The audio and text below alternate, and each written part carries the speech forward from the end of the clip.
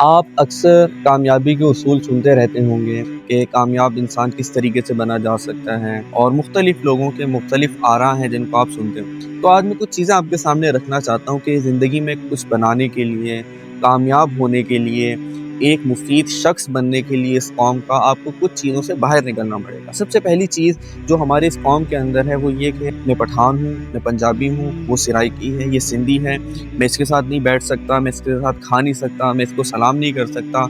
یہ بہت چھوٹی چھوٹی چیزیں ہوتی ہیں، اور یہ آپ کو کبھی بھی ایک بڑا انسان نہیں بننے دے سکتی۔ بڑا انسان ان سب چیزوں سے بے غرض ہوتا ہے، اس کو اس بات سے فرق نہیں پڑتا کہ اس انسان کی کون سی زبان ہے، وہ برانڈ سے، کلاس سے، ان سب چیزوں سے آزاد ہوتا ہے۔ تو اگر آپ ان سب چیزوں میں الجھے رہیں گے تو یہ آپ بالکل بھول جائیے کہ آپ ایک کامیاب یا ایک مفید انسان بن سکتے ہیں اس قوم کے لیے، یا یہ قوم آپ سے کوئی فائدہ اٹھا سکتی ہے۔ تو آپ اس قوم کے لیے اگر کچھ کرنا چاہتے ہیں، اگر آپ اپنے لیے کچھ کرنا چاہتے ہیں، تو آپ کو ان سب چھوٹی چھوٹی چیزوں سے باہر نکلنا پڑے گا۔ یہ سب چیزیں بہت بے معنی ہیں، ان کی انسان کی زندگی میں اتنی حیثیت نہیں ہے جتنی ہم نے بنا لی ہے۔ اور ہم کسی کی کلاس دیکھ کر، کسی نے برانڈز پہنے ہوئے ہیں، ہم ان چیزوں کو دیکھ کے بہت متاثر ہو جاتے ہیں، اور ہم یہی سوچ لیتے ہیں کہ زندگی شاید یہی ہے۔